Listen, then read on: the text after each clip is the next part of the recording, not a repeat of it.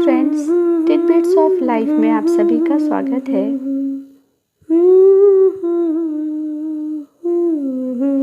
कुछ दिन पहले मैंने एक वीडियो शेयर किया था जिसमें कि एक चिड़िया बार बार मेरी बालकनी में आती और वहाँ टंगी हुई एक रस्सी में से धागे निकालती थी और उड़ जाती थी। उसकी आवाज़ काफ़ी मीठी थी, इसलिए बार बार पता चल जाता था कि वो आई है और रस्सी में से धागे निकाल रही थी।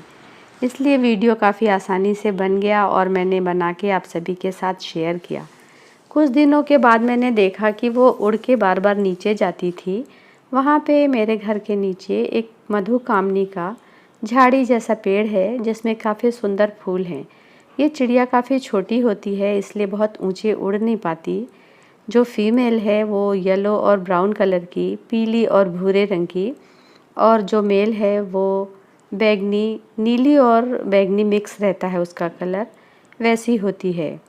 जो फीमेल है वो आती है बार बार और धागे निकालती है और निकाल के जाके उड़ जाती है और फिर वहाँ पे घोंसला बनाती है। इस पेड़ के जो फूल हैं वो काफ़ी खुशबूदार होते हैं, इसलिए अक्सर मैं डंडियों से इसे तोड़ के ले आती हूँ और अपने घर में गुलदस्ते में लगा के रखती हूँ। दिन भर खुशबू आती रहती है, काफ़ी अच्छा लगता है। एक दिन मैंने देखा कि उसमें घोंसला लटका हुआ था, तो मुझे समझ में आ गया कि ये जो सनबर्ड मेरे यहाँ आती थी उसी ने ये घोंसला यहाँ पे आके बनाया है। जो घोंसला उसने बनाया, वो जो रस्सी लटकी हुई थी, उसके बारे में मैंने किसी को बोला था कि मैं बाद में बताऊंगी, किसी ने कमेंट किया था। तो उसके बारे में ये बात है कि मैंने इन रस्सियों से पिटूनिया के गमले में हैंगिंग बास्केट बनाने के लिए नीचे रस्सी लटकाई थी और उसमें काफ़ी सारे पॉट लटकाए थे। 15-20 पॉट थे जो कि मेरी बालकनी में लटके हुए थे। मुझे पता नहीं था और ये चिड़िया आती थी और बार बार उस रस्सी में से धागे निकाल के और ले जाती थी। ये पिछले साल की बात है। तो उस समय मैंने देखा कि किसी किसी गमले में से रेशे काफ़ी निकले रहते थे और रस्सी कमज़ोर हो रही थी।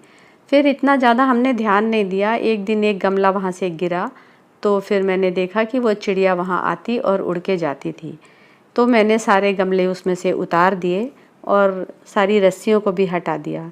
एक रस्सी काफ़ी कॉर्नर में थी जहाँ मेरा हाथ नहीं पहुँच रहा था, तो वो गलती से लटकी रह गई। फिर जब अगला साल आया और पिटूनिया हमने लटकाए, तो पता चला कि ये चिड़िया है, यही आती है और बार बार रस्सी को काट देती है। फिर मैंने सारे गमले नीचे लाइन से लगा दिए और वो रस्सी गलती से छूट गई थी।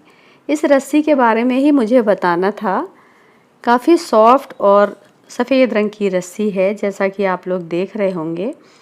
ये जो एक्वागार्ड में हम लोग कैंडल चेंज कराते हैं, उसके अंदर से ही ये रस्सी निकलती है, जो कि देखने में सफ़ेद और सॉफ्ट है।